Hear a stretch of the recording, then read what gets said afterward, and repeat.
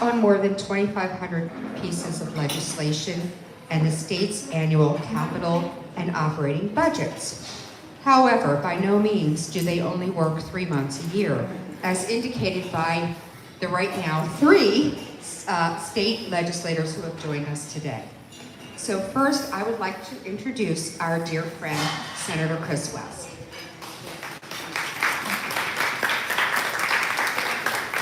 Thank you. So let me start by saying it's great. This is on roller, it's perfect. So since everybody's on this side, I'm not going to face this way. I'll face this way.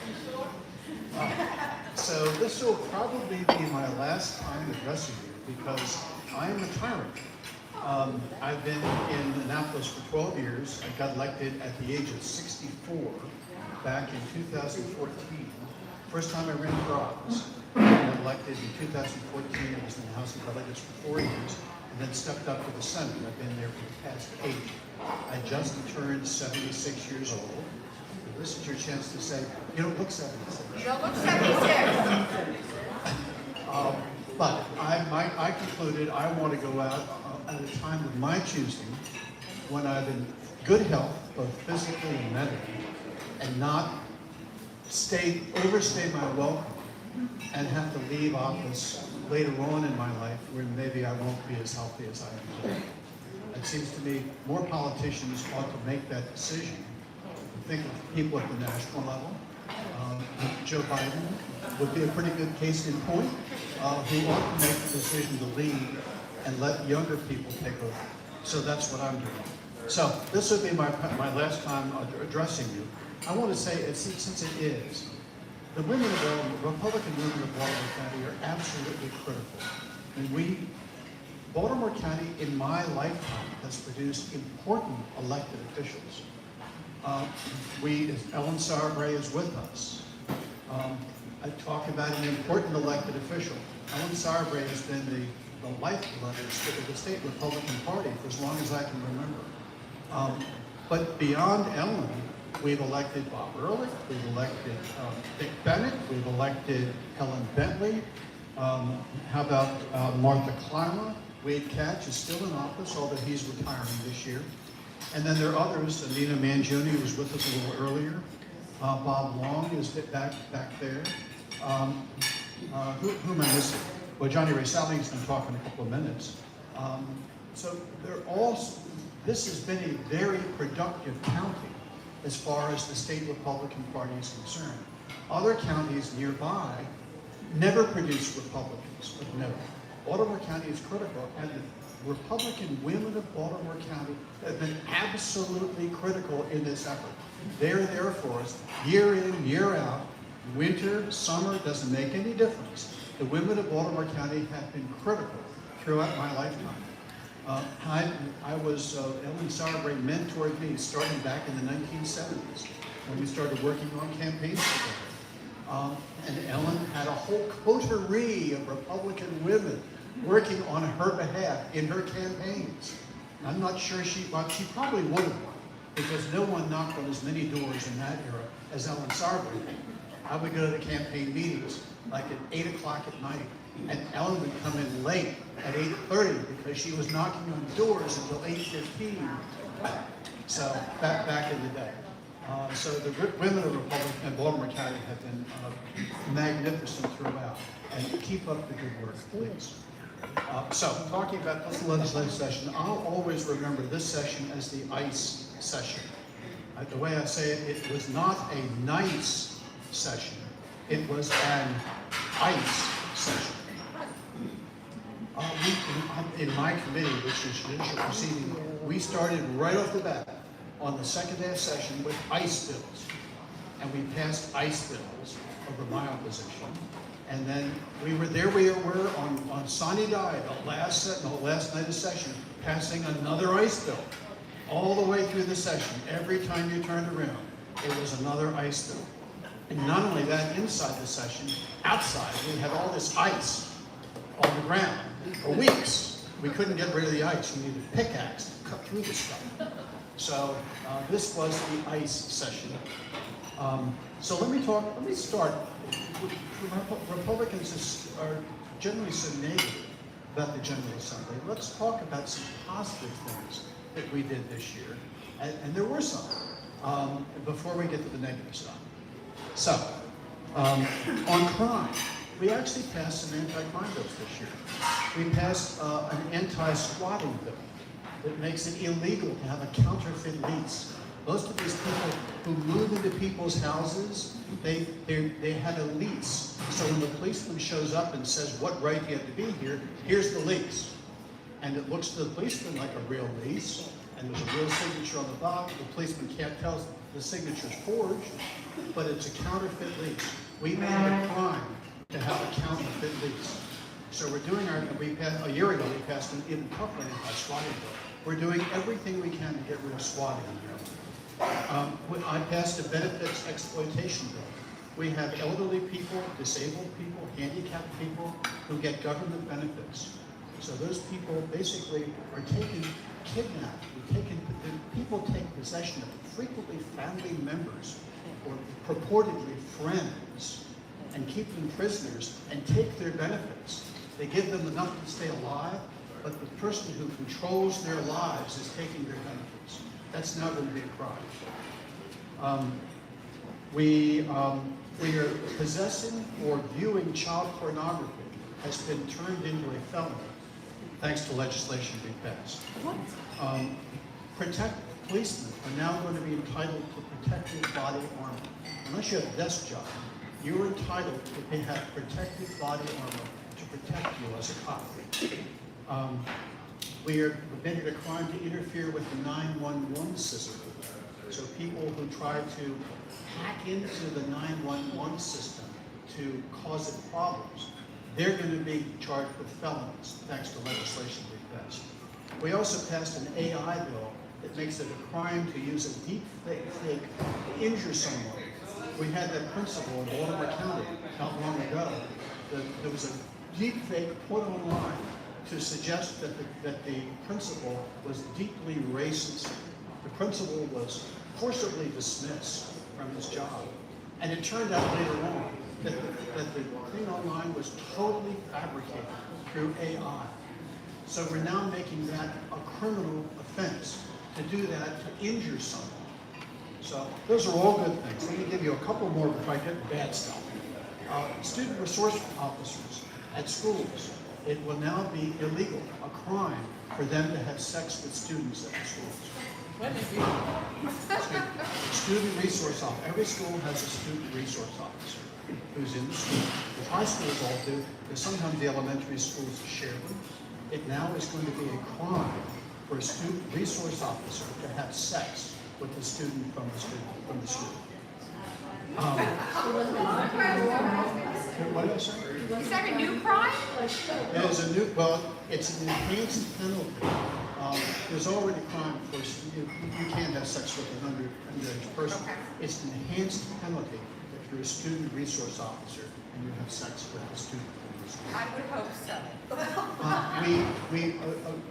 We preserved charter school funding, even though there was a strong effort from left-wing Democrats to delete charter school funding. We continued to do that. On the last night, the House had passed, Lauren knows about this, the House had passed a bill to divert a lot of money from road maintenance and road construction and instead use it for mass transit and for bike lanes and pedestrian lanes. And in the Senate, we had 30 amendments all teed up to try to kill this bill. And when the President of the Senate heard what we were going to do, the bill was never brought up in the Senate for a vote. So the Democrats generally can cram things through. We had so many amendments teed up on that bill that he said, forget about it. We never saw that bill, and therefore the bill failed because it did not pass the Senate. Sex designations on birth certificates are going to be sacrosanct because we did not pass legislation which was being pushed, which the House passed, and we did not pass in the Senate, to allow a transgender person to go back and change their birth certificate. So, we hear so much bad about the General Assembly. I think it was only fair to let you know that And largely in these cases because Republicans stood solidly in favor of the anti-crime bills and against some of these other bills. The anti-crime bills did pass, and the other bills did not pass. Now let's talk about the bad stuff. I'm going to let Johnny Ray talk about energy and what else are you going to talk about? Let me talk briefly about the budget. This year was basically nothing burger as far as the budget's concerned. It was like a tread water budget. We continued to strip money out of funds that exist for other purposes in order to balance the budget. Those funds are almost gone now. So next year there will be no money in those funds to strip out. But by doing that, and also by really cutting back on the money available to help our handicapped citizens, we managed to balance the budget this year. A lot of us were opposed to taking the money from handicapped citizens and using it to balance the budget. But that's what we did. So the budget got balanced. Republicans offered a number of important amendments. We offered an amendment to cut everything, cut every line item by 5%. We felt that was fair. We'd spread the pain across the whole budget. Of course, that was rejected. We tried to cut the money out to pay, so the state taxpayer money would not be used to pay for abortions. That was rejected. We tried to repeal the increased car registration fees that were announced last year. That was rejected.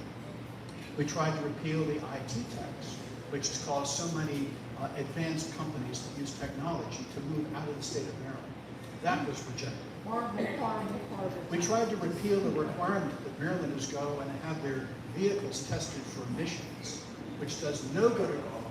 Remember, years ago, Martha Clymer was very opposed to that when it was first instituted. It's never been effective, but it costs everybody time and money to go over and get your vehicle tested. By the way, we increased the fees for this. We tried to strip that out and repeal that. That was rejected. And we tried to provide that fees paid by drivers through gas taxes have to be used on roads and not for other purposes. That was rejected. So, but despite all these rejections, the budget got passed. We have to pass the constitutional balanced budget. We didn't. But we kicked the can forward to next year. Next year, we're looking at a deficit in the range of $3 to $4 billion. And we can't get by that problem by simply these makeshift solutions, such as we've used the last 2 years to balance the budget. Next year, the only way to balance the budget is either going to be, one, curtailing the blueprint for educational reform that we passed some years ago, which is hellaciously expensive. The teachers' unions will not allow us to do that. They have a lot of power in the General Assembly, and the Democrats jump to their beck and call. Two, we could cut all across the budget other things, which the Democrats are not about to do. Three, we can raise taxes. The only solution, therefore, is to raise taxes. So next year, after the election's over, you will get a tax increase. It's going to have to be a $3 to $4 billion tax increase. So we're not talking about a modest increase, like just increasing car registration fees. This is going to be a very significant tax increase, and it is going to come next year. Not only because the budget deficit is high, but next year also we're getting a bill to pay reparations. That study is ongoing right now. And so the reparations bill is going to come before us next year. The Black Caucus has a lot of power in Annapolis. We will end up passing a bill on be there. The General Assembly, as it exists after the election, will pass a bill to pay reparations. And I don't think it's going to be a small amount.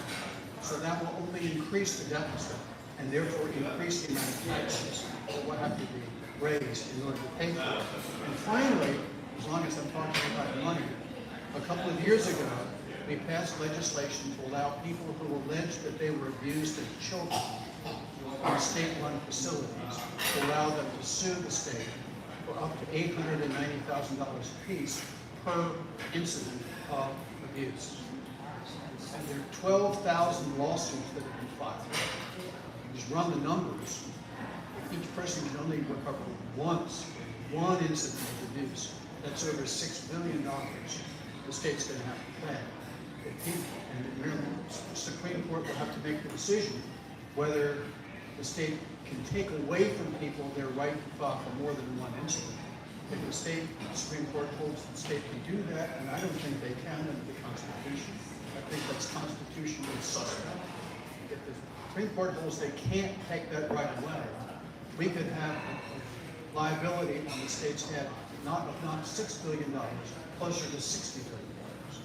If you assume the average person who was abused in a state facility was abused 10 times. So we're looking at massive budgetary issues after the election. We've kicked those cans forward. So let me just finish by talking about the ICE bills, and then I'm going to turn it to Johnny Ray. My committee got all the ICE bills. There was an awful lot of virtue signaling going on. In Democratic districts,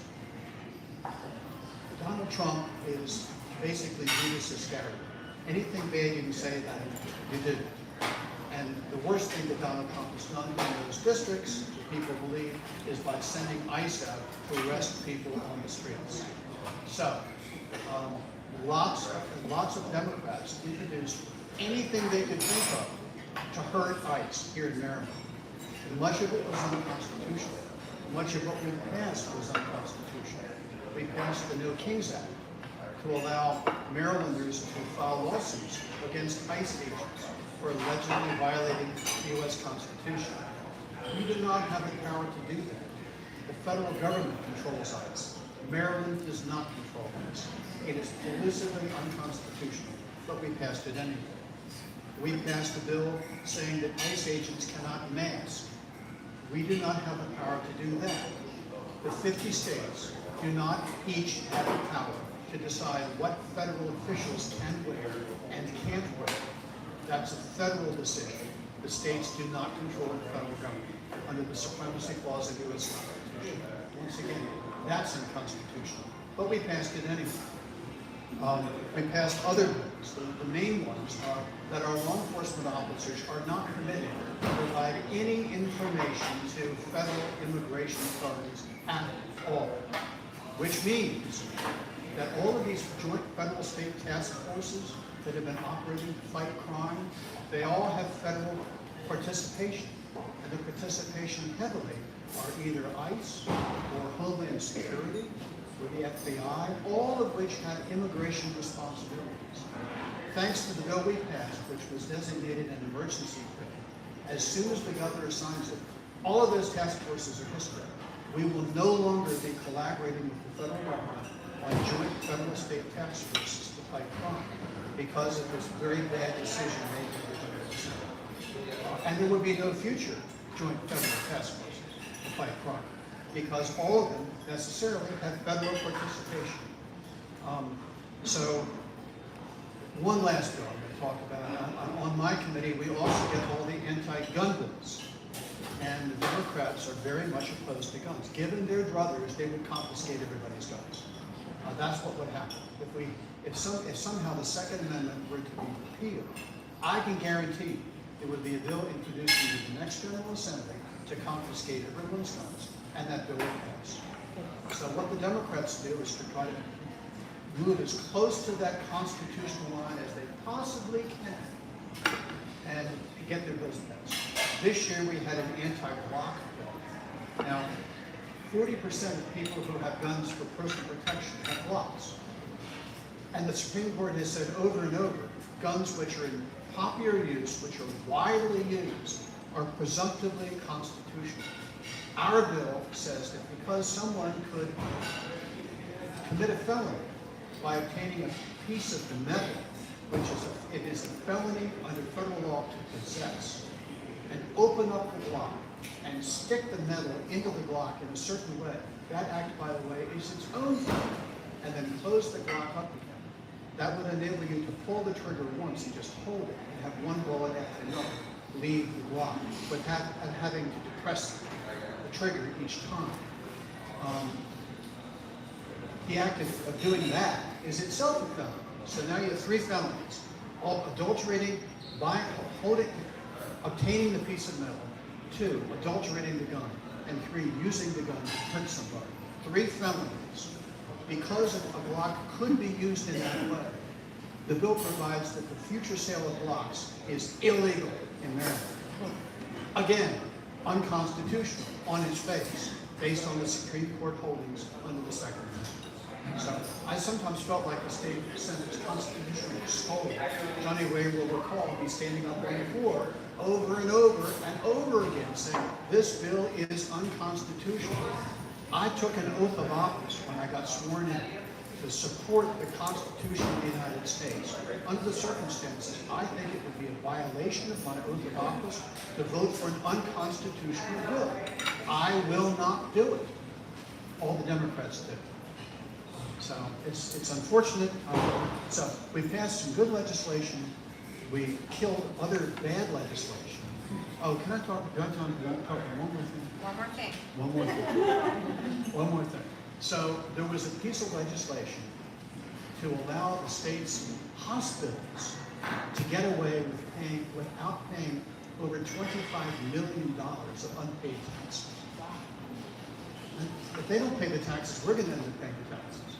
So they have all set up, I'll make this really short, captive insurance companies in the Cayman Islands and sent over $3 billion of our money that we pay to the hospitals to the Cayman Islands for these insurance companies. They have not paid the required taxes they're imposed on insurance premiums. And they thought they could get away with it because some law firm in Detroit told them that these aren't really insurance companies. So they're insurance companies for this reason and that reason and that reason, but when it comes to paying Maryland taxes, they're not insurance companies. I said, that's too cute by hand. So I said, if you bring this bill to the floor, I'm going to stand up on the floor, and I'm going to bring all this information out about how Maryland's hospitals are setting up captive organizations in the Cayman Islands, and Cayman Islands bank accounts to escape paying $25 million of state taxes. So instead, they stripped the bill of the provision that would have gotten rid of the state taxes, and instead they just substituted a 2-year study. So that's how the bill ended up. It's a 2-year study of this, so all the information will come out. I'm a strong supporter of the hospitals, but fair is fair. We all need to pay our taxes, and the hospitals should not get away without paying the taxes that are on the books that are required to pay. So hopefully at the end, I won't be there, but 2 years from now, when the results of the study come in, the hospitals end up having to pay the taxes that they're required to pay. So that's just one thing that I was able to do by myself, because I had the power to command the Senate floor and ask these embarrassing questions. They backed down. When people tell you Republicans cannot accomplish things down in Annapolis, it's not true. We have the power, if we choose to exercise the power, to do our background research, to get things done. With that, I'll conclude. Thank you so much. And next, we're going to have Johnny Salling.